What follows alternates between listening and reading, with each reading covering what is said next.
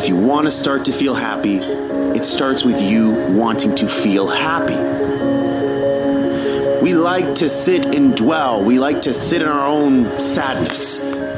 Make sure you're spending time every single day, whether it's 15, 20 minutes, whether it's an hour, 2 hours. Take time to allow your mind separation from the stresses of your day. If you expect to fail, you will fail. On the other hand, if you expect to win, you will win. And he's right, because doctors and psychologists, both alike, they agree that worrying actually does shorten your life, and it does damage your body. We need to clear our thinking before we go to sleep. Let's kick this off with golden nugget number 1, creating your own inner happiness. That you are responsible for your own happiness. Because unhappiness is usually the byproduct of you thinking sad thoughts, you having these negative feelings, you having resentment towards others, and just having an overall crappy outlook on life.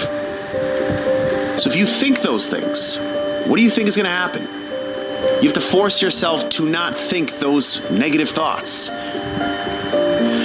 Peel says we have to get into the happiness habit by thinking upbeat, cheery thoughts throughout the day. We like to sit and dwell. We like to sit in our own sadness.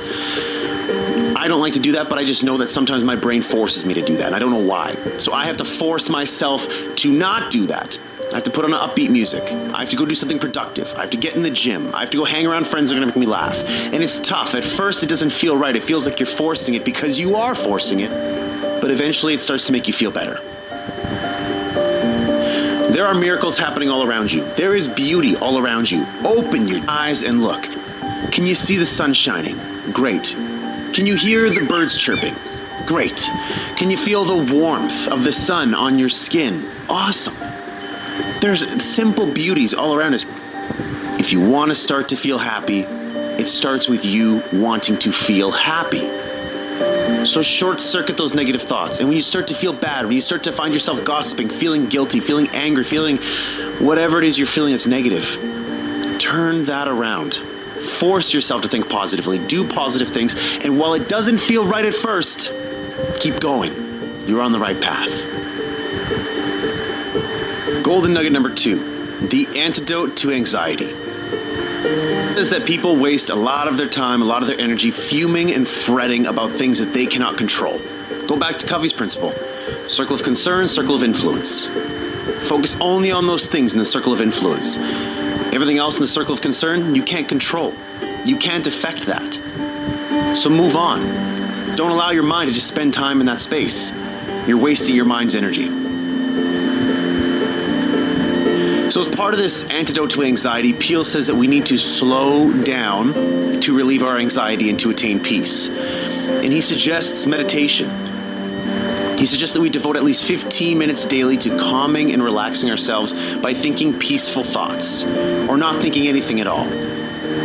So something he shares in the book is to help get rid of the tendency to worry and get angry, we need to relax and spend a few minutes thinking about beautiful, peaceful settings, hearing the birds chirping, feeling the sun on our face, all these things that I was talking about before, where it's just a matter of you actually thinking that in your mind. Wherever you are, if you're at work, if you're in your house, it doesn't, or close your eyes and open your mind to maybe a place where you were on vacation before. And go there for 15 minutes. Smell the smells. Feel what the sand feels like on your feet. Feel yourself plunging into the ocean. So the antidote to anxiety, it's all about clearing your mind. However you choose to do that, make sure you're spending time every single day. Whether it's 15, 20 minutes, whether it's an hour, 2 hours, if you're working out at the gym, whether you're doing yoga, whether you're going to cycling class, whatever, take time to allow your mind separation from the stresses of your day. Golden nugget number 3, expect the best. If you expect to fail, you will fail. On the other hand, if you expect to win, you will win. So, what seeds are you planting in your mind? Are you planting seeds of positivity or seeds of negativity? Guess what? Your life is going to give you back more of that. Are you planting seeds of, doubt and, I'm not going to make this work, or something bad is going to happen? If you're planting seeds of that, guess what you're going to get? More of that. Start focusing on the positive. Start focusing on how things can go right. And guess what? When things go wrong, say, there's a lesson in that for me. Because life doesn't happen to me, it happens for me. So everything that's happening is there to teach me a lesson. This isn't a setback, it's a set up. This thing that's really bad, it happened for a reason. I'm going to learn from it and I'm going to get better. Golden nugget number 4.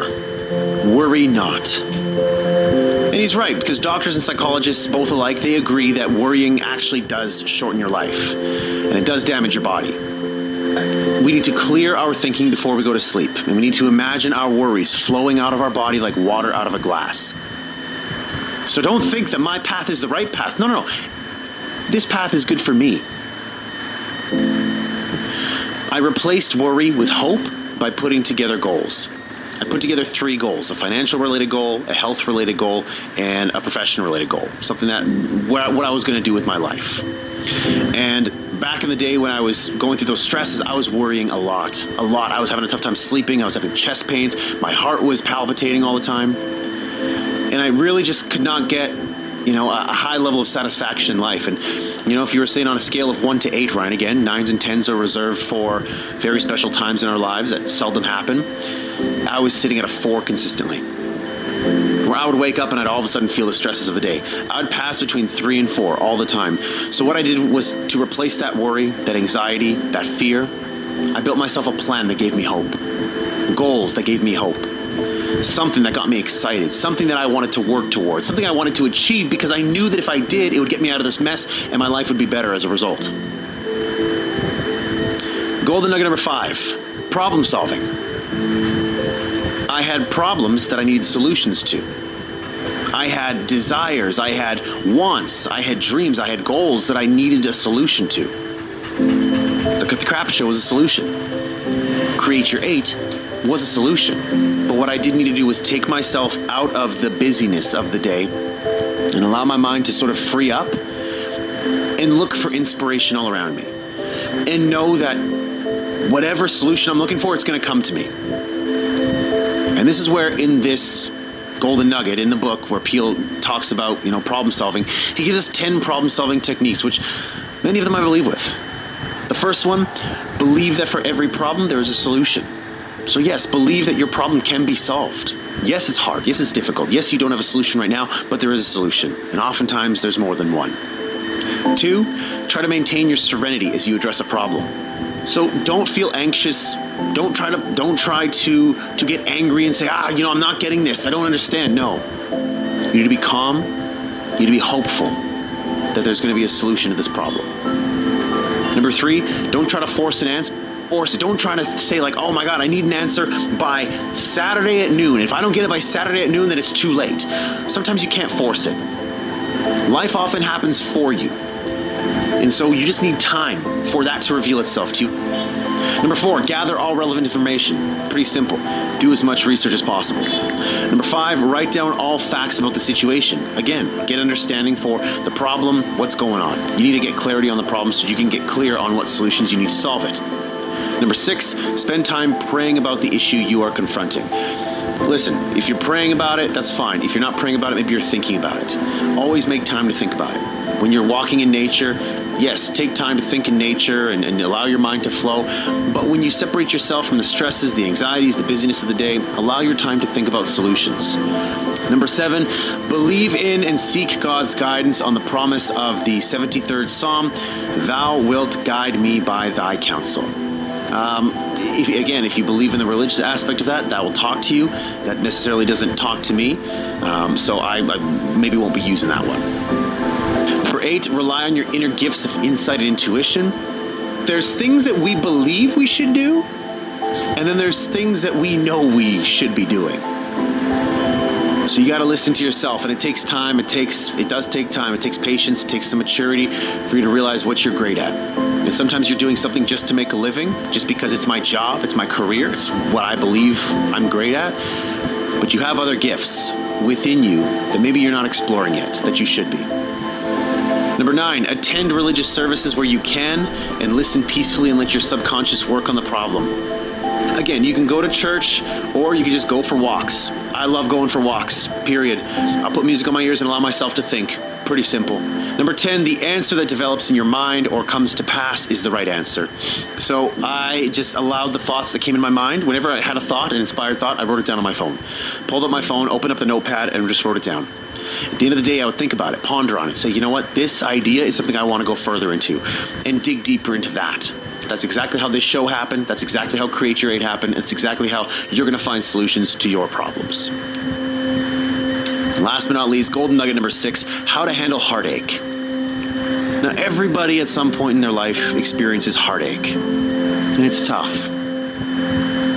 And so Peel says that for us to get over heartache, we need to resist the heartache by staying busy. So if you're getting a divorce from your husband or your wife, if you just broke up with your girlfriend or your boyfriend, if you just lost a loved one, if a loved one passed away, a friend, a family member, doesn't matter who it is.